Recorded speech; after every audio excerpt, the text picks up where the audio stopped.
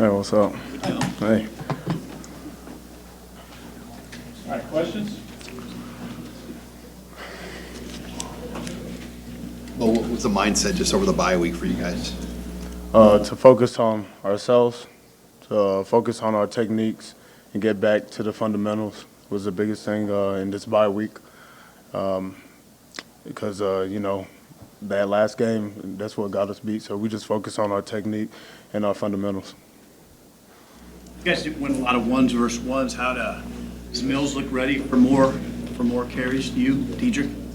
Yes, I would say. He has to be. That's what he came here to do, be a running back and get a lot of carries. So I think he is. You guys went ones-on-ones when you went live. Did you like the intensity? Yes, yes, I really appreciated the intensity. I liked it. All I want is to face physical downhill backs, and whether it's the scout team running that way or it's anyone in practice running that way, I think it's going to be good for the team. It's going to be good for our running backs.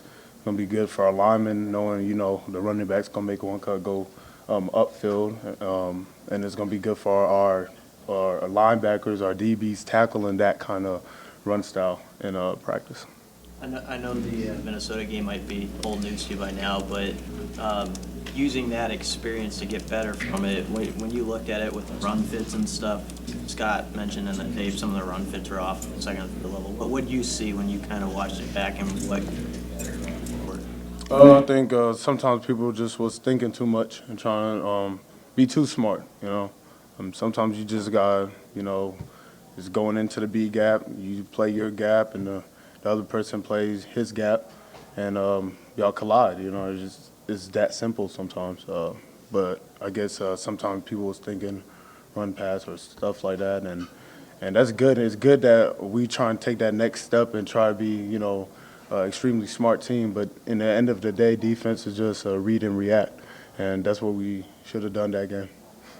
Well, what did the bye week do for you guys mentally, and did you personally do anything to maybe get away from things for a couple of days and recharge? Yeah, I think that was the best thing. It rejuvenated me, even mentally. I would just spend time with families, talk to a lot of people that I love. Got to talk to even, my coach some, my mom back at home, do something with a girlfriend, something like that. Just be a normal person, Sometimes this game, it creates a cloud, and sometimes you get lost in it because how intense everything around you is. So just going, being simple and just being a simple man for a week. As a captain, you have sort of a unique position after going into that bye week after that loss. How did you provide that wisdom to maybe the younger guys who are sort of maybe reeling after what happened? Yeah, I just think the biggest thing what I told them, and I know we had one loss and it was like some excuse to that or some whatever happened then, and then Ohio State, then now it's a third one. And I know our young guys are waiting till that point where we win 3 games in a row or 2 games in a row. I know when we had a bad season when I was a younger guy, I was waiting for that moment. Okay, we won 1 game. Like, are we gonna win the next game and the third game? Can I trust every game we play we gonna win? And you just gotta tell them that what we have forward in front of us, the slate of teams that we about to play, they could beat us and we could beat them. And it's what we do now, and that's all that matters. They say life is 90% of it's 10% what happened to you and 90% of how you react to it. And that's how we got to look at things. And our reaction from that loss to this bye week and our preparation to this week is what matters. And if the young guys could learn that, then they will succeed and they will bring this program to where it needs to be. Indiana will come at you with a pretty big running back in Stevie Scott, 6'2", 235. What does he look like on film to you? Does anything jump out? He's a good running back. And I expect that every time I play a Big Ten team. I don't know what team you could look at and say they didn't have a real good running back that you could see someday playing on Sundays. I would say a lot of teams that we played have those type of running backs, so there's no difference in that. What have you seen from the Hoosiers on offense, just looking at their team overall? Yeah, you know, RPOs presents itself with their scheme. A lot of 4-strong shotgun offenses, you know, with the tight end, so 11 personnel, tight end, running back. You know, inside zone is their most popular play. And again, just that run pass option off of it is going to be big. You know, the top play they probably going to run against us is that stretch play. So that's it, really. Scott Frost mentioned on his radio show last week, it's not just about leadership, but more and more guys following and having good followers that follow the leaders too.